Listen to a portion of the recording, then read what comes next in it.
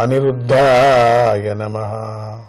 పరమ కిరాతకుడైన మానవుడు కూడా ఎప్పుడైనా సరే నీ నామాన్ని కీర్తించి ఏ ప్రకారమైనా సరేనే విని నీకు నమస్కరిస్తే, నిన్ను స్మరిస్తే వాడు సోమయాజిలా గౌరవించదగిన వాడు, పూజ్యుడు అవుతున్నాడు.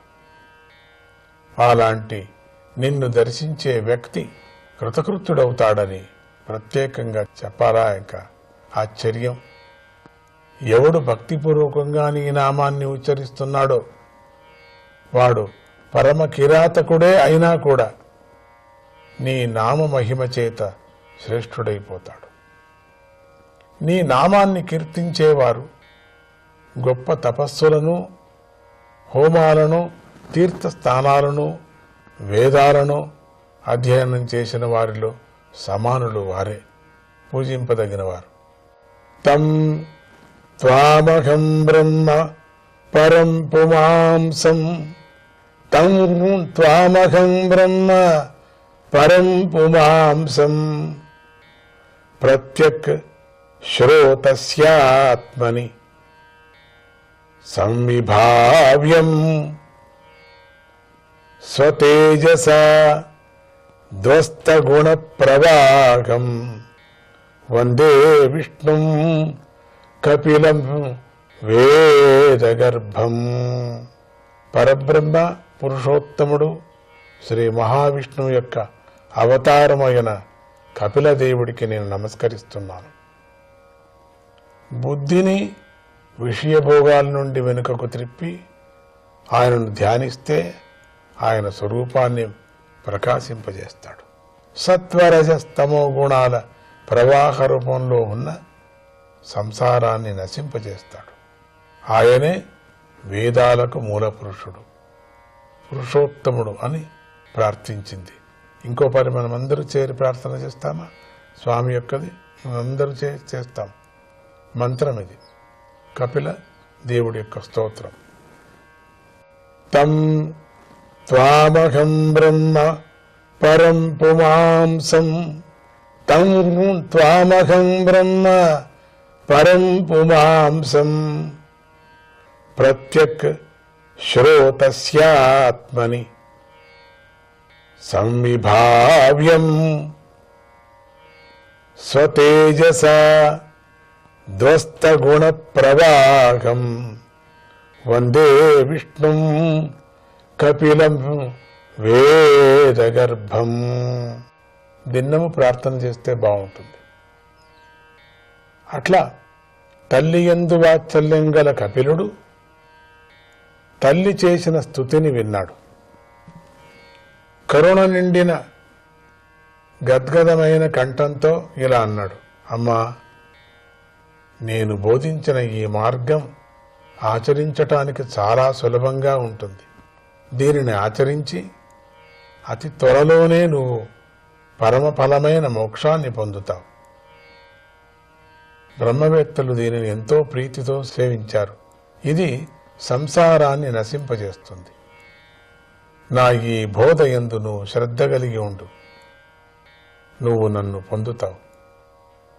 ఈ జ్ఞానం లేనివారు సంసారంలో చిక్కుకొని మృత్యు భయాన్ని పొందుతారు అని కపిల భగవానుడు ఈ విధంగా తల్లికి ఆత్మతత్వాన్ని బోధించాడు.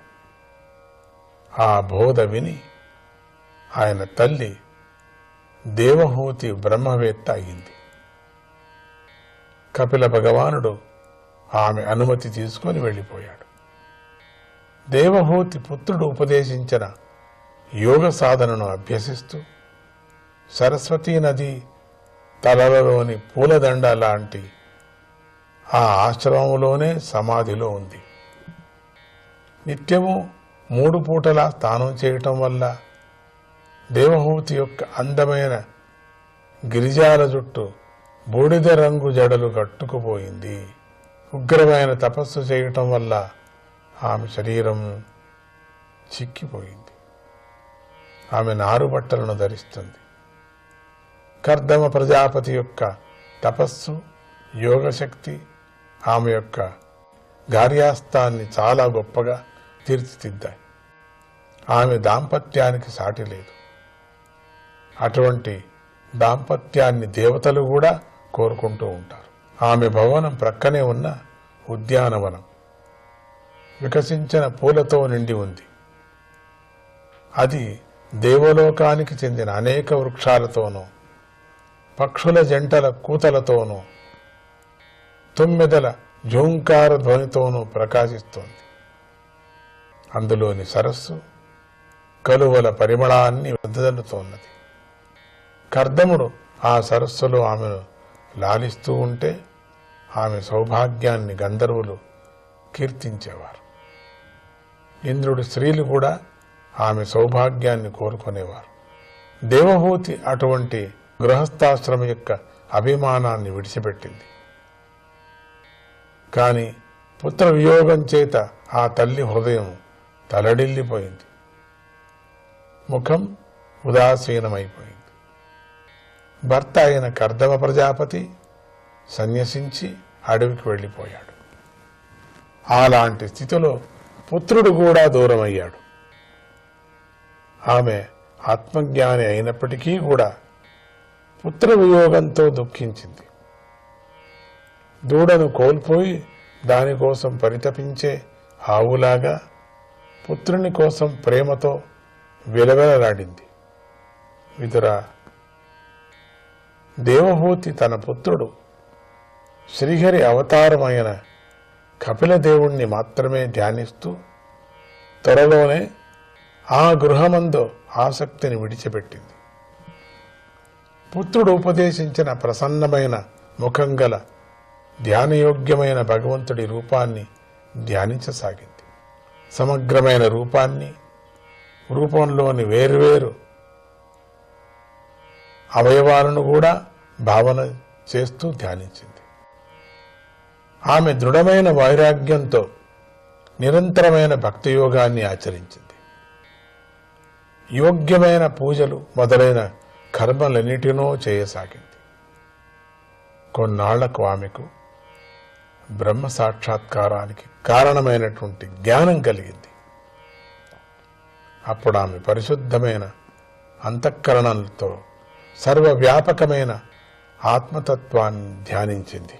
అనిరుద్ధాయ నమః.